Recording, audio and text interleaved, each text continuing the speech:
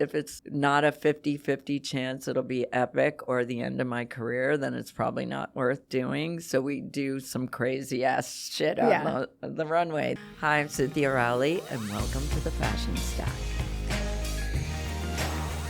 Cynthia Rowley. She is an American fashion icon, CFDA honoree, founder of her eponymous brand, 101-time, oh my God, runway show survivor, bugle player. Survivor, I like that. Survivor, that's right. Bugle player, motorcyclist, scuba diver, surfer, and mother to 2 daughters who are somehow cooler than the rest of us. Cynthia, welcome. Definitely cooler than me. Thank you. This is so fun to be here. It is fun. Thank you so much for I'm so happy me. you're here. Thank you for being here. And I think I might have told you this another time when we met, but your brand means so much to me because when I first got a paycheck and was living in New York City and needed to look cool, the very first thing I bought myself was the 59th Street Bloomingdale's, a Cynthia Rowley bag. It was smooth leather with buckles, and it just felt like this is my moment. Wow. And then that bag came with me down to the Bleecker Street store where I bought a pair of green and navy blue Spectator pumps, Mary Jane style. I know, and exactly. It was my, those shoes were my, I don't feel well. How can I make myself feel better? I'm going to put these on kind of shoes. Like your happy shoes. Yeah. And I was thinking about it as I was getting dressed for today, wearing Cynthia Rowley and thinking fantastic. Thank you. Because of you. But thinking decades later, this is still my go-to, how can I feel good and look stylish? How do you do it? How have you stayed with me through the decades? I mean, thank you so much. I just I'm having so much fun. I love my job. I really love it. I feel like those shoes were yesterday. How is that even I don't know. possible? Me too. It was yesterday. I just am excited, always excited about the next thing. And I mean, that's all I ever wanted to do was make people happy, and make people feel good when they wear the clothes, and to have those memories, and have it be like a scrapbook of your life. Yeah. So cool. Wait, tell us what you're wearing right now. Oh, these old things.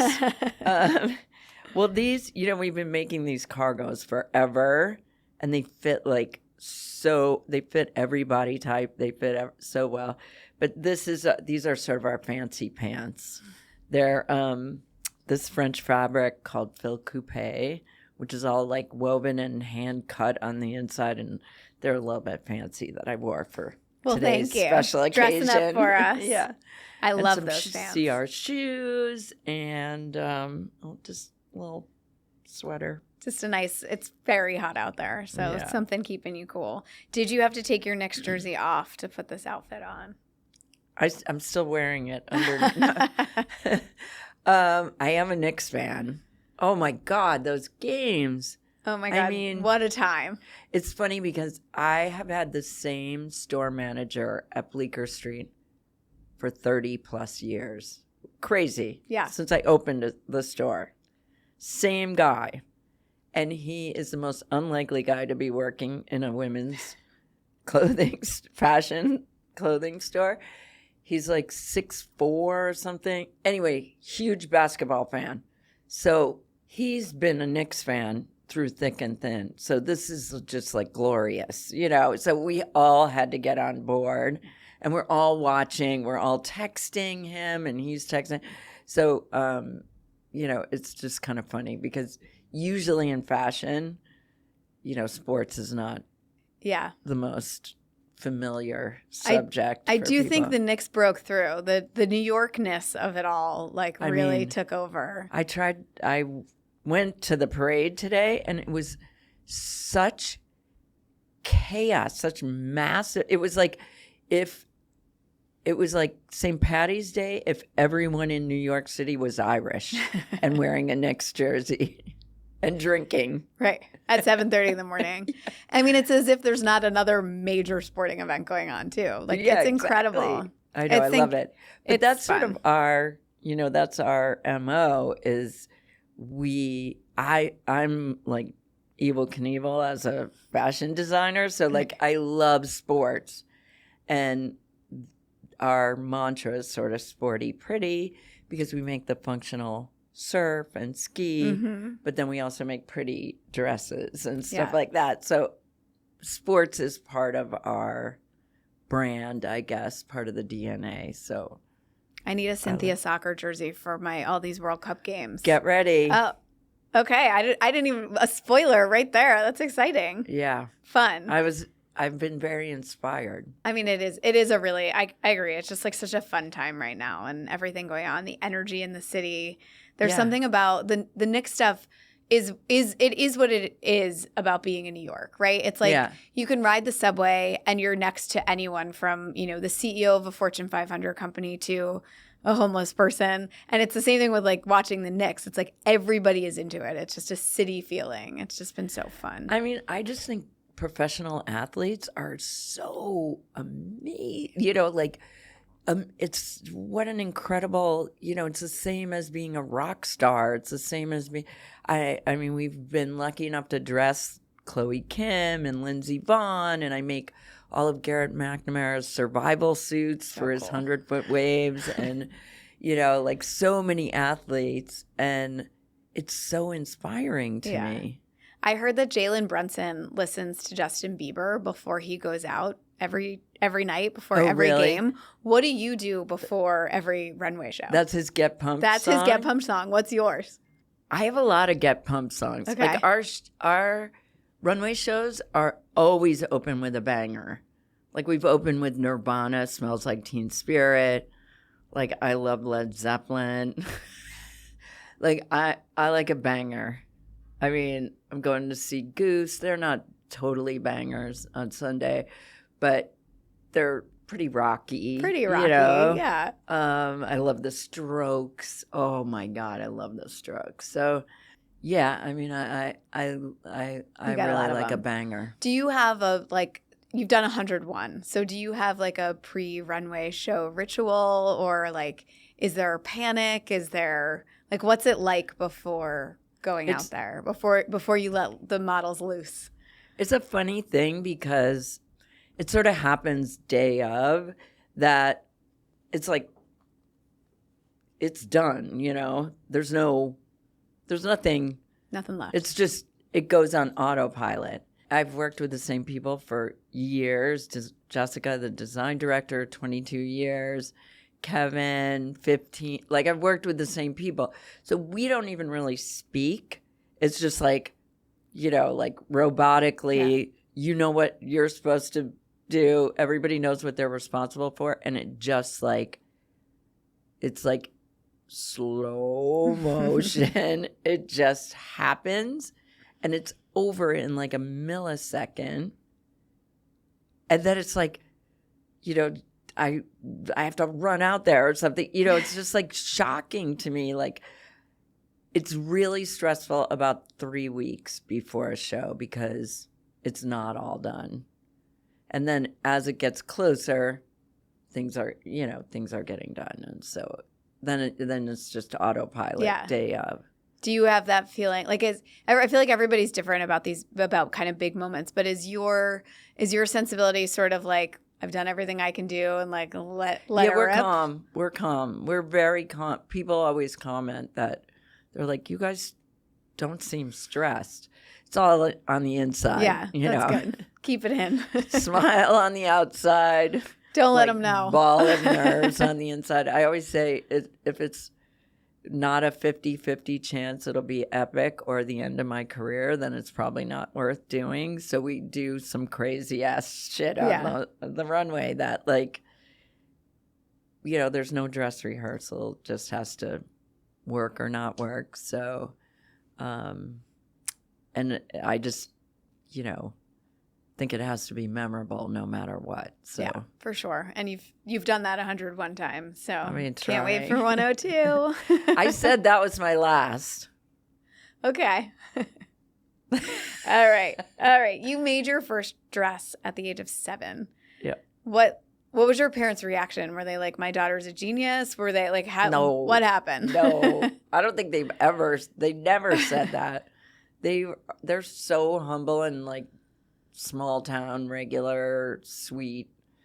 No, I mean, I didn't know anything about fashion. My mom is an artist and my dad was a science teacher, and like it was just like growing up in a small town, they just wanted to keep me basically off the streets, keep me out of trouble. And it was arts and crafts. It wasn't fashion. Yeah. It was not about fashion. Like I didn't even know anything about designers I never even heard of that. It was just arts and crafts, like Girl Scouts, When did it become fashion? Not until I was in college. I was in art school. I was at the Art Institute of Chicago, and I went in as a painting major, and I felt like it was it's felt like it was going to be very solitary, and I really like to work as a team, and I felt it was too lonely to be a painter. And so I had always sewn, and I thought maybe I can just switch over. But I had no sense of like fashion or the industry, and I was making some really crazy stuff and thinking like, I don't know, it seems normal that you would make a swimsuit with wings coming out of the crotch or something, like so insane. And it just, I had no concept. I was completely naive about the whole thing. How do you take that as advice that you give to other people? I'm sure people, like you have young people working in your office, and like I get asked these questions all the time around like, I'm just graduating from college and I majored in economics and I don't know what to do now. And my feeling is like, it all feels pretty, what I've done always feels so unintentional. Like I just kind of followed my passions. But what do you say to people who are like, I don't know, I majored in this, but I'm stuck in that. Like, how do you help them in those moments? I mean, I think it's such an entrepreneur's world right now. So, I mean, I just tell people to do it, just start doing it, I mean, don't get me started about college. It's great, but I don't think, it depends what you're interested in. If you're interested in fashion, I mean, definitely the technical side of it, I think, is important, but you can be self-taught. And then I think internships are amazing. I never did an internship because I didn't even know there were internships. But if I would have, it could have shaved like 10 years off my career. Like I was so clueless. Like I came to New York, like got an apartment on Barrack Street because I thought it was 7th Avenue because that's what I thought I was, where I thought I was supposed to be. Fashion Avenue. I didn't know there were factories I was sewing everything myself. It's ridiculous. Like I had no experience at all. And I think just getting in there, just do whatever it takes to get in there. And then you know what you see if you love it, or maybe you're going to see that you actually don't love it. Yeah. You just want to have it come to a head and be like, this is my passion. Or maybe I'll try something else, and get going on that. I just think, I think it's a really hard premise to think I'm going to put 4 years of my life into this goal without ever having like the practical experience of knowing what day-to-day is like. Yeah. Because it's not that, it's not glamorous. I'm like, guys, like I'm like moving boxes and like, it's not, there's like a glimmer of glamour. Right. A glimmer of glamour. Glimmer of glamour.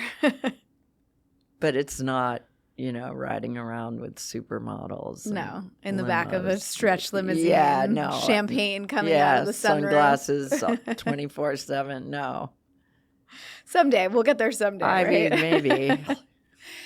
Speaking of moving to New York, the lore is that you sort of famously packed up a U-Haul truck and moved to New York. What was in the truck?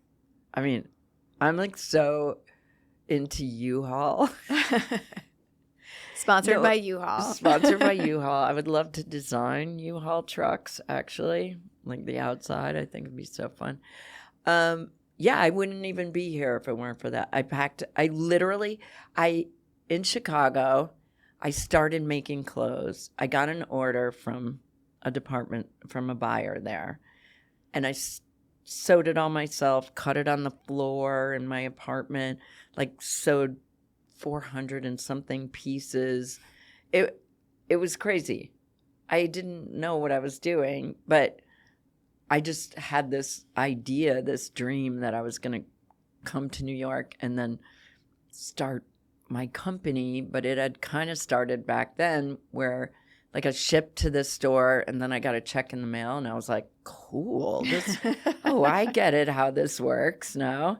And I'll just do it again and again. And my dad co-signed a loan for me to buy fabric for all my first big orders. But then he was getting too involved, like, linen, doesn't that wrinkle a lot, And I was like, okay, I got to figure out a way to do this on no my more own. dad. Yeah. He'd be like, I like plaid.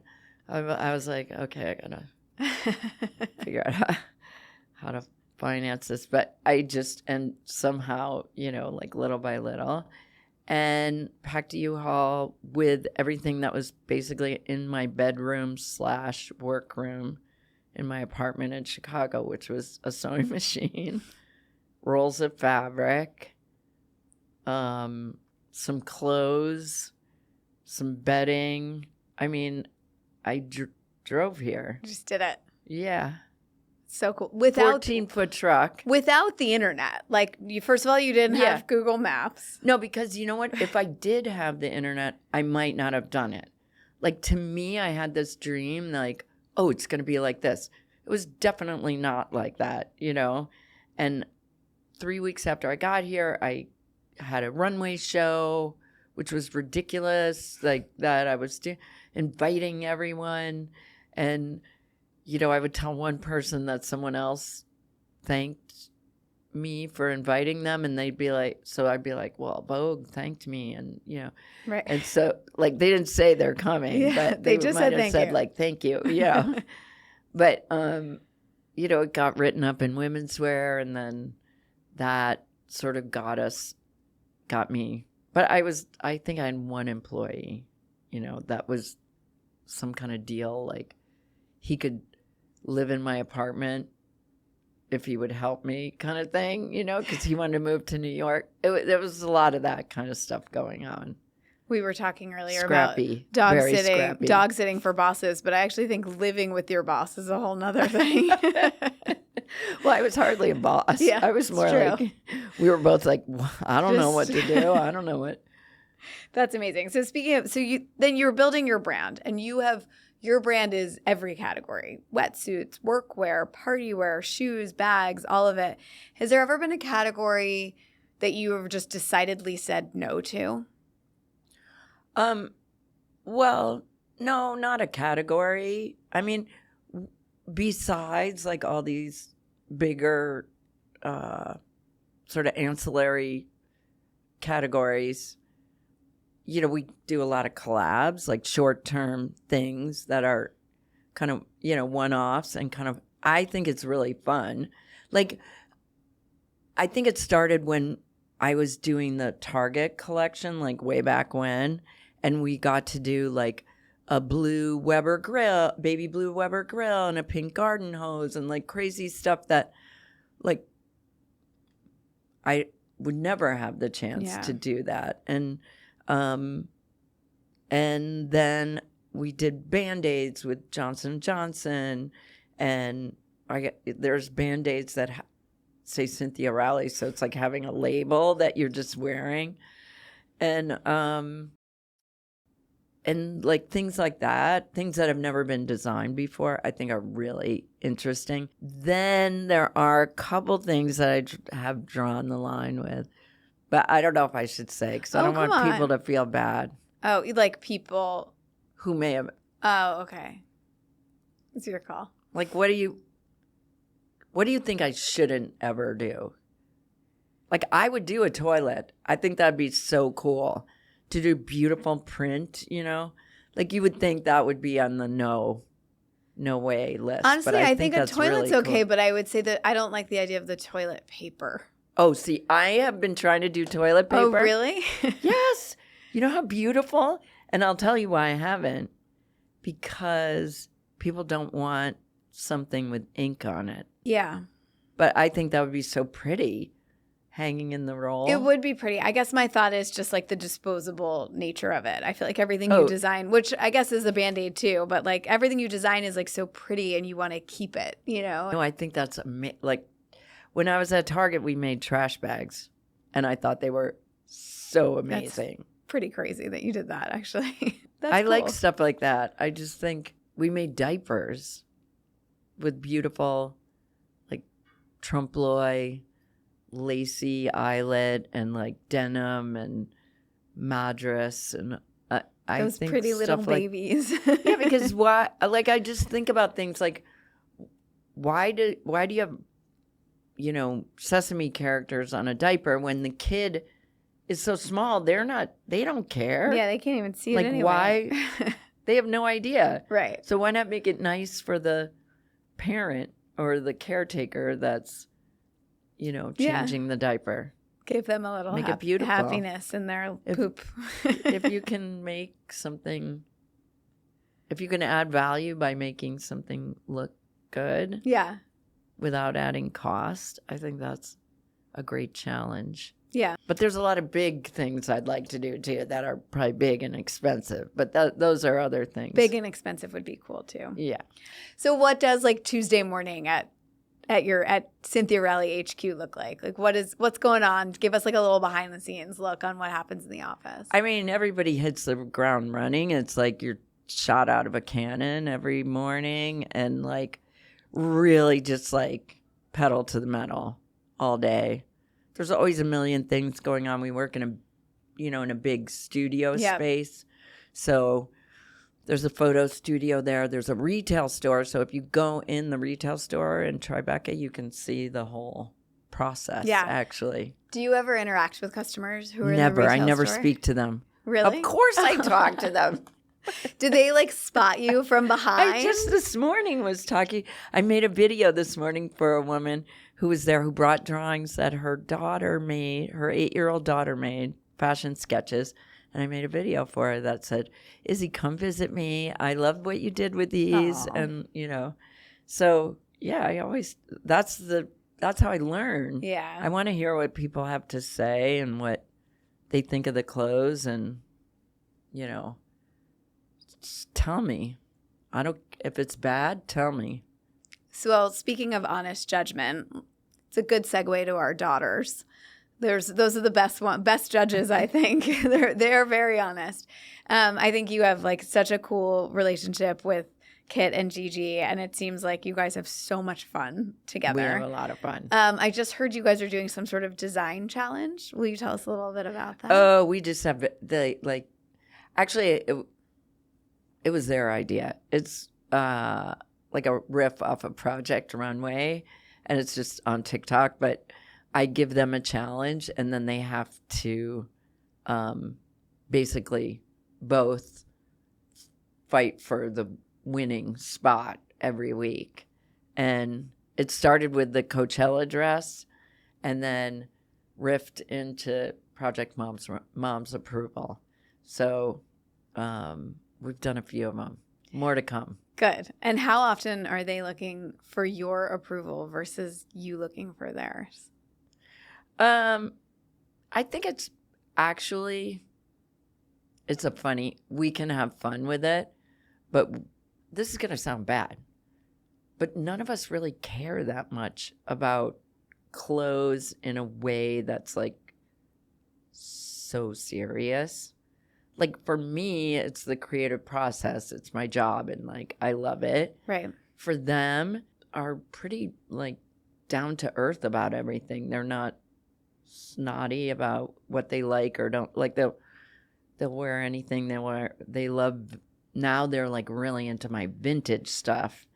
And this summer, my interns have been putting together like the whole archive collection. Cool. Which is insane. And so already it just started like a week or two ago, like everybody putting it together. This morning and I told them about it, I think yesterday or the day before. They're texting me, can we come today at 4:00 to shoot blah, blah, blah. I'm like, can we just get it together a little bit first? But like they're really excited about the archive stuff. So how do you feel stay like tuned. you were? So I feel like there's so much I could talk about, like working mom stuff and daughters and all of that kind of forever. But I'm curious, like raising 2 daughters in New York City while you're running a fashion company. And from the way you describe them, like they're pretty unaffected and not like obsessing over the things that we as mothers hope our daughters aren't going to obsess over. How do you think how did you do that? How did you like keep them above the fray or outside of the fray of New York? Or do you even know how you did it? I don't know. I honestly, I don't know. I mean, I'm really like, so like you could take the girl out of the Midwest, but you can't take the, I'm still like, they were teasing me about how, like, I'll fix the dishwasher because it's just easier if I just do it, rather than calling, waiting for some, I'm like trimming my hedges at my shack in Montauk. They're like, they just see that you have, like, if you want something, you have to work for it, and I think that that's always been part of it. Like I always, I think while they were growing up, I was worried that I was spending too much time at work. But they told me, seeing you so happy with your work is so inspiring for us. And they work so hard, these girls. I mean, they work 24/7. They work harder than me. It's crazy. Like, I'm like, guys, can we just have some fun, But we do watch Love Island like every single night. We're into it. We're into it right now, too. Oh, my God. Yeah. Are you up to date? I saw. You didn't see Love Letters. I did see Love Letters. That was the last one we saw. One. Yeah. That's the last one. It's we're all hooked. Even my son's into it. Oh my God. Yeah, and I have joint custody of them. So the problem is that I don't have them on like the second half of the week. You can't watch. So I have to wait, but we all, it's sort of it's a good thing. And then we're all on, then you binge, biting our nails waiting for it. Yeah. But you can't be on social media because then you find out stuff. You try to stay off. Yeah. It's a tough challenge, but it's worth it for the content. It's so fun. It's so fun. And we talk about it at work. And like, it was a funny thing at work because I had like these 2 opportunities and I was deciding, and I was talking to someone on my team, and I was like, I don't know, I feel much more of a connection with Murray, but I still want to explore Isaac because I feel like that could also become so. And then I was like, I'm talking like I'm on Love Island, like You've been consumed. I feel a connection, but I want to explore. You're going to have to write some love letters to Murray and Isaac. So funny. Oh, it's so good. Okay. We're going to get serious. We're going to talk about AI in the future. Oh, good. So you have built a brand, like we were saying, that stayed culturally relevant for over 40 years. And now everyone's talking about AI changing the fashion industry. What's your honest, like, kind of gut reaction when you hear that? I mean, I hope they're being positive about it. I think it's the greatest thing that's ever happened. It's such a tool for us. But, okay, number one, we're using it right now to input decades of IP into it so that we're teaching it, on our own IP. So that's super exciting. Just have it all stored somewhere and have it like easy to sort and easy to like all those 101 runway shows. They got to go somewhere. That's like 5,000 or 6,000 looks, you know? And, but then in design, it's so much faster. It's like, and it's funny for me because I started with a Rolodex and not a computer, you know? And like my warehouse worked with cards circling, you know, order. It's like now to have this, I'm like, fuck yeah. Yeah. It's like, but you know what? It's not useful at all unless you have the original idea. And you can explain what's in your head.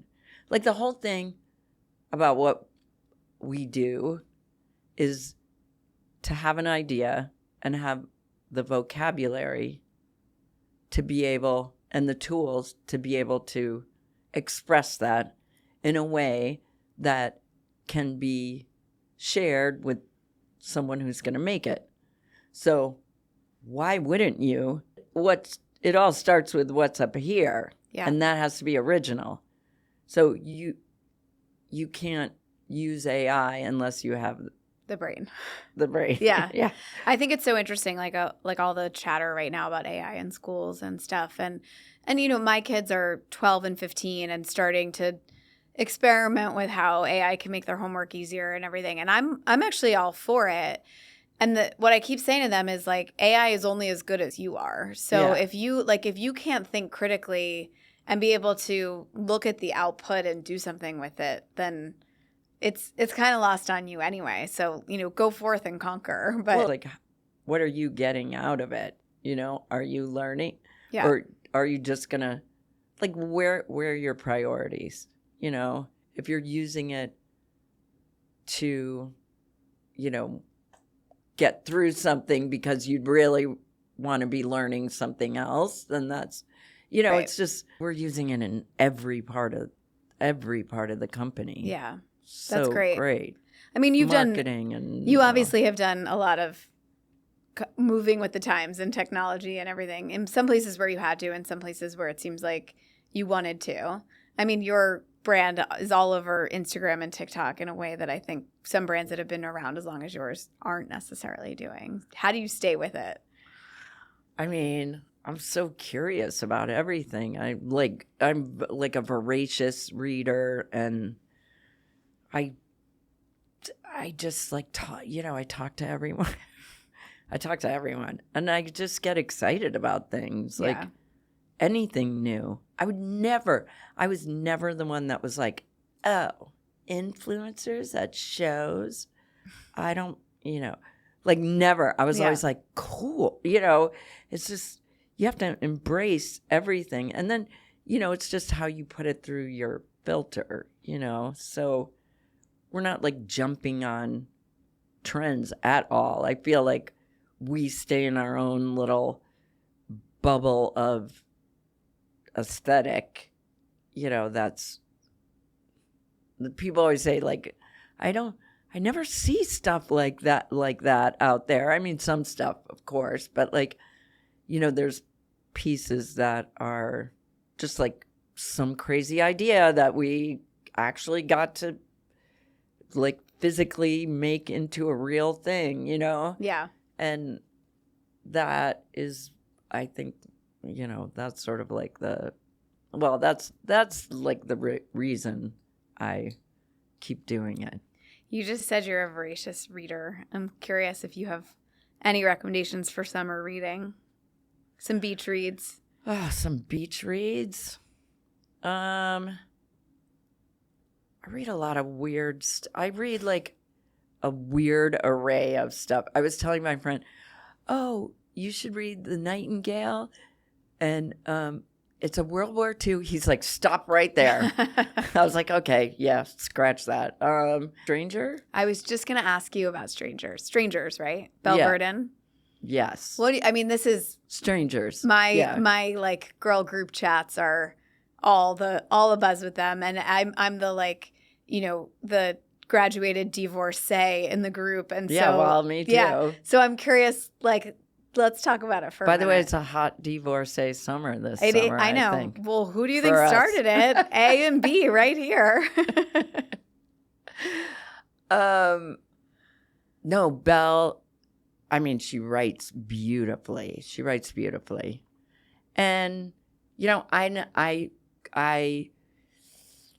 my divorce, not to dwell on it, but it was like, I had no idea. And then all of a sudden, like, the atomic bomb went off, and I was like, bail, bail, bail, bail, bail. And I just, like, ended it. And, like, it took a long time. You can't get out that But fast. no, unfortunately. But at least I wasn't like tortured in a marriage, which I'm grateful. I just have been tortured since then. But I thought, and so I didn't, I don't want to revisit any part of that. But everybody was reading that book, and I just thought it was beautiful. I thought I thought she did such a beautiful job talking about the, well, we don't have to get into it. I thought she was very raw, and it's funny Yeah. because some of my girl group is sort of like, there's been some controversy around how wealthy she is, and I don't think that mattered. I actually felt like what she was talking about was the emotional side of it, which is, which was real, and I thought was really, really well done. I mean, I resisted reading it too. I was a little worried about like post-traumatic divorce syndrome. And we're, my ex and I are great. We co-parent really beautifully together and all of that stuff, but it still is like you don't get married thinking you're going to get divorced. And so it is a moment. And so I have to say the first 25 pages, I cried my eyes out. And I just think that that's why it's so powerful. When she's making the sandwich. Oh, the sandwich. Yeah. She speaks from the heart. And I think there's something to be said about that as like, women, it's important we tell each other like what it feels like and what we go through, because I think we spend a lot of time smiling through the stress. And I think there was definitely something about what she did that people needed to hear. Yeah.